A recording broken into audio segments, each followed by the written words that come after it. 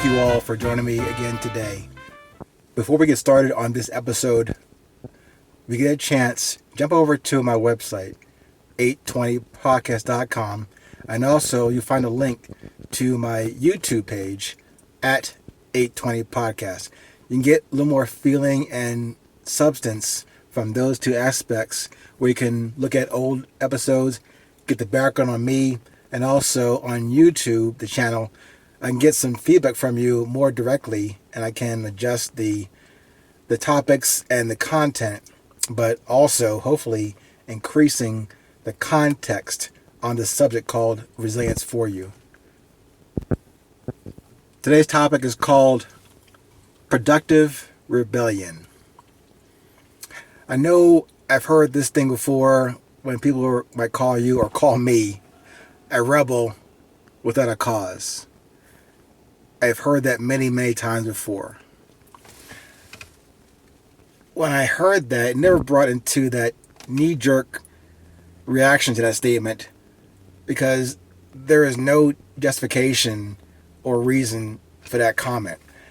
It might have been issued in a facetious manner or a funny manner, or people just didn't agree with your perspective. I get that. But to be a rebel without a cause, I think, is pretty short-sighted.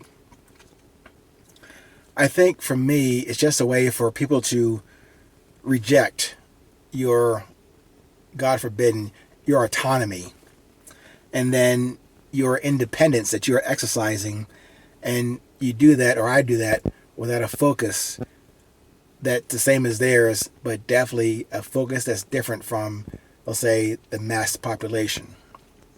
To me, maybe just me in this conversation, rebellion is the cause. Not to be disruptive or to go against society, as they say. It's to be true to who you are. That hopefully you can see the connection to this commonness that we have called resilience. And it might be also related to the rebellion, meaning to guarantee or to sustain or to protect your independence. Now, I cannot claim to own that perspective or observation, but I do resonate with that viewpoint. Particularly if you, like me, choose to act creatively or productively and honestly because you just see another way to accomplish a task. And maybe if you also have that, idea or a different viewpoint to make the task in front of you more interesting in completing it. And maybe it's just my non-linear logic and approach to move between concept to context to content fluidly, and then not necessarily in a prescribed A and then B method. Of course, things get done in business and in personal affairs. But to remain rigid and fixed to a method may have worked before. Yeah, like, tradition and history of management. But that should not designate that as a fact and unquestionable.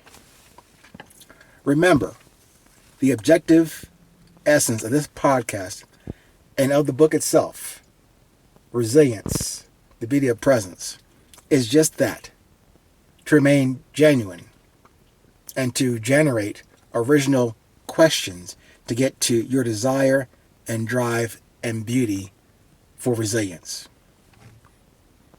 Recently, I kind of abridged that centering statement about resilience, about the beauty of presence. That is still necessary and viable from your internal introspective work, from your inner room, as they say, maybe even your higher room. But refining that statement into resilience, the beauty of production, is something that we can also agree on. Instead of resilience, the beauty of just presence, resilience, the beauty of production. Observe this. Unless you have negative, ulterior motives, given a choice, would you choose production or destruction in every moment you live, every day you get to enjoy? Just think about that. I have to presume you sit more on the productive side of that choice rather than the destructive side. And thus, the title for today's episode: if you're going to rebel, make it productive and not destructive. It's not for the show or the temporary 15 minutes of fame on the nightly news. It's to sustain the presence that produces positive love and yes, instead of negative hate and rejection of truth. So I invite you to at least consider that. Have that rattle around in your brain, and maybe resonates and rings true to your heart. That to do what you do, to be who you are, it shouldn't be measured about what, quote unquote, they say. Again, however, the subtext of this is my presumption that you want to do what's true to you, that is productive and positive. Of course, I wouldn't subscribe to doing whatever you want to do, hell be the rules of the road or the rules of your company or the rules of your family. Unless you sincerely feel a way to improve, no, take it back, a way to bring your best to every engagement with a friend or a foe, a family member, or a total stranger. If you can use your own personal metric of goodness, positive, yes, I keep coming back to this thing about that constant that makes us more common and connected than disconnected. The love I talk about and that beat in your chest right now, that's the same as mine, that was given to us by the same Creator. I just ask you to use that new baseline as where you will embark from towards what's positive, unique, productive, always in your presence, and something you keep current, not in the front of your mind, right there at the core of your heart. Thank you for considering these words from me today. I hope it helps you on your journey going forward from these 500 seconds.